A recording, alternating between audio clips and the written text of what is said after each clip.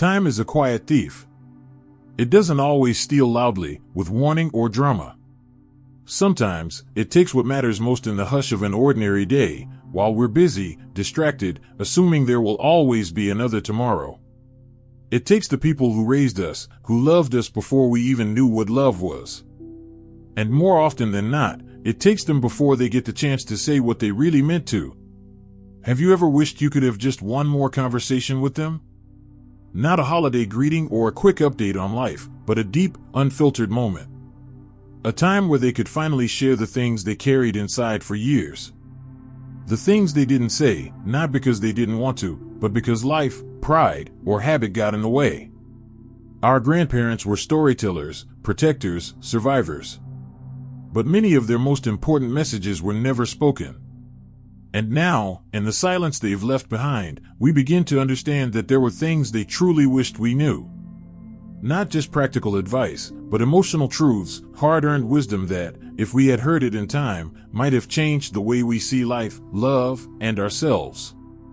This video is our way of listening to what they didn't get to say. These are the messages our grandparents carried in their hearts, the things they wanted us to know, before it was too late.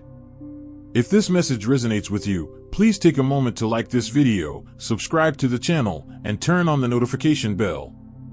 That small action helps us continue sharing voices that deserve to be remembered. Now, let's begin. Number 1, I wasn't always old, and you never saw the whole me.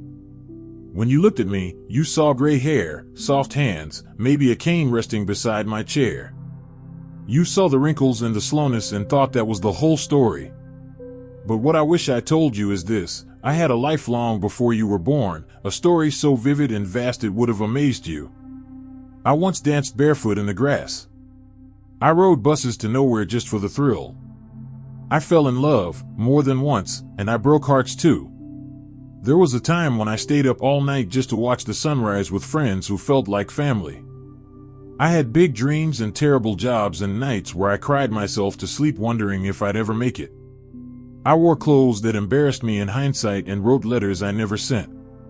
I got lost, I got found, and then I got old. And somewhere in the process, the world forgot to ask about the person I used to be. I wish you had known that the woman who always had tissues in her purse once marched in the streets for something she believed in. That the man who fell asleep in his chair was once the life of the party, dancing with the kind of confidence only youth allows. I didn't tell you because you never asked, and I didn't want to seem like I was clinging to the past. But the truth is, I wanted you to know me before time softened the edges of who I was. Number 2, I wanted to say I'm sorry, but I didn't know how. There were things I said that I didn't mean. Or things I never said, even when I should have. Maybe I snapped at you when you were just trying to help. Maybe I judged you when what you needed was grace. Maybe I let my silence speak louder than it should have, and you walked away feeling misunderstood or unloved.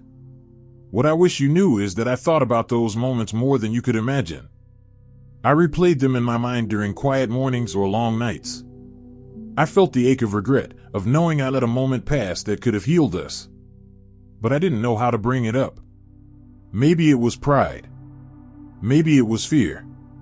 Maybe it was the way I was raised, to keep it all inside and hope time would fix what words couldn't. I wanted to say I'm sorry. For the small hurts and the big silences. For the way I sometimes held you to standards you didn't understand. For making you feel like you had to earn my love when, truthfully, you always had it. If I could go back, I wouldn't just say it, I'd show it. I'd tell you that I was trying, even when I didn't know how. And I'd hold your face in my hands and say, you were always enough. Number 3, I was proud of you even when I didn't say it out loud. I watched you more than you knew. In the background, quietly. I saw the way you carried yourself, the way you handled disappointment, the way you kept going even when things got hard. And every time I saw that strength in you, I felt something bloom in my chest, pride. But I didn't always tell you. Maybe I didn't know how to say it in the language of your world. Maybe I thought you already knew. Or maybe I was afraid that if I told you too often, it would lose its meaning. But I want you to know now, I noticed. I noticed when you stood up for yourself. I noticed when you took the high road. I noticed when you grew into someone I not only loved, but admired. Even when we disagreed, even when I didn't understand your choices, I was proud. Not because you were perfect, but because you were real. You lived with courage.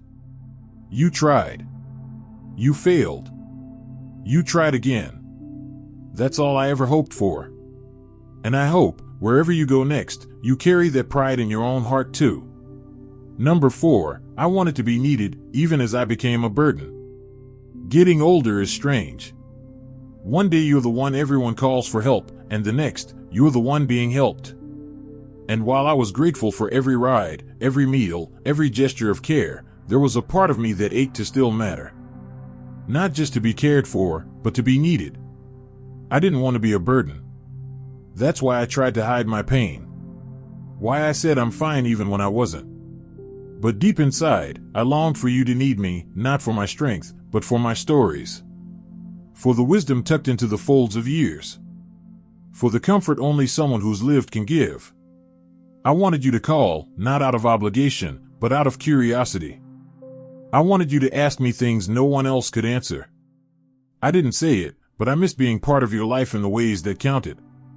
I missed giving, not just receiving. And if I seem too proud to say that, it's because I was still clinging to the identity of who I once was. But even in my silence, I was always here, waiting, hoping to be remembered not just as someone who needed help, but someone who still had something left to give. Number 5, I had dreams I never got to chase, and that's okay, but I wish I'd told you why. When you're young, dreams feel like stars you can reach out and grab. But life doesn't always give you a ladder tall enough. I had dreams, quiet ones, bold ones, sometimes impractical ones. I once wanted to write a book, open a bakery, travel across the world with nothing but a suitcase and a notebook. There were times I wanted to start over completely, just disappear for a while and see who I'd be if no one knew my name. But life came, as it always does. Responsibility, love, children, jobs that paid the bills but didn't feed the soul. I made choices, many of them beautiful, some of them necessary. And those dreams? They waited, quietly, until one day I realized they had stopped knocking. I want you to know, I don't regret the life I lived. I had joy. I had purpose. I had people I loved and people who loved me back. But still, I wish I had told you more about the things I never got to do, not to make you feel sorry, but to show you what matters. I wanted to teach you that it's okay to sacrifice, but not to forget yourself. That life is not about chasing everything, but not about burying your hunger either. I wanted you to know your dreams matter, not just because they're big, but because they're yours. I didn't tell you because I didn't want you to see the corners of my life that felt unfinished. But maybe, just maybe, if I had shared them, you'd feel braver chasing your own. Number 6, I forgave you, even when you didn't know you hurt me.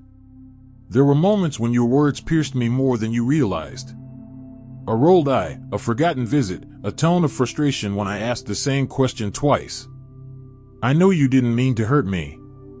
You were busy, young, overwhelmed by life in ways I once was too. But in the quiet, in the privacy of my heart, I felt it. I felt the sting of being dismissed, of feeling like an afterthought in the world I once made space for. Still, I forgave you. Not just once, but over and over. I forgave you when you didn't call back. I forgave you when you missed my birthday. I forgave you when you rolled your eyes, thinking I wouldn't notice. Forgiveness wasn't something I ever had to wrestle with, it was the only way I knew how to keep loving you. And love, my dear, was never something I gave with conditions. I didn't bring it up because I didn't want your guilt. I wanted your joy. I wanted to be a source of warmth for you, not shame. I wish you had known that forgiveness doesn't always require an apology. Sometimes, it's a gift given in silence.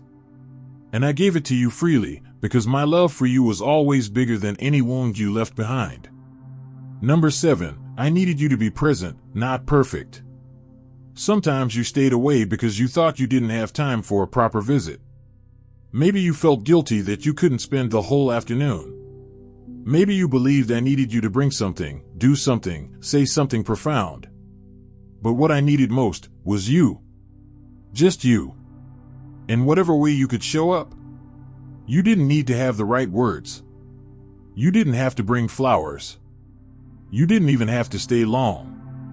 A 10-minute call. A text that said, "I'm thinking of you." A photo sent with no caption. A laugh shared over something silly. That was enough. That was everything. What I wish I had told you is that perfection never mattered to me. You didn't have to impress me. I just wanted to feel connected to your life, to know I still had a small seat at your table, even if only at the edge.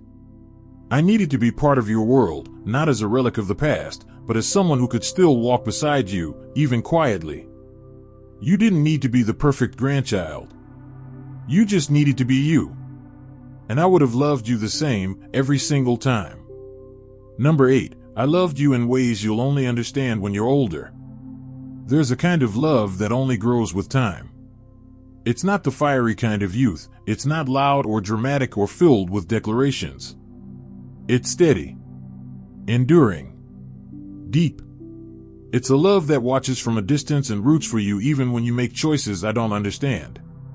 It's a love that shows up in your mailbox, and an extra piece of cake, and a note tucked into a drawer, and a prayer whispered when you're not around. I wish I could explain to you what it feels like to love someone through the lens of age. To love not just who they are, but who they're becoming. To love their flaws, not in spite of them, but because they are real, and human, and precious.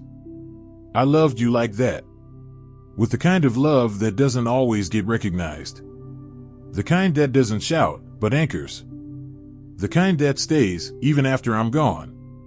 You might not understand it now. But one day, when you are older, when you have lost someone, when you sit quietly and reflect, you will feel it. And when you do, I hope it feels like warmth from a place you thought you'd forgotten. That will be me. That will be this love, still with you, even then. There are so many things we wish we could go back and hear one more time. So many truths our grandparents carried gently in their hearts, hoping we'd discover them in time. Maybe they didn't say these words aloud, but they lived them. In the way they held us. In the way they made room for us. In the way they loved us beyond language.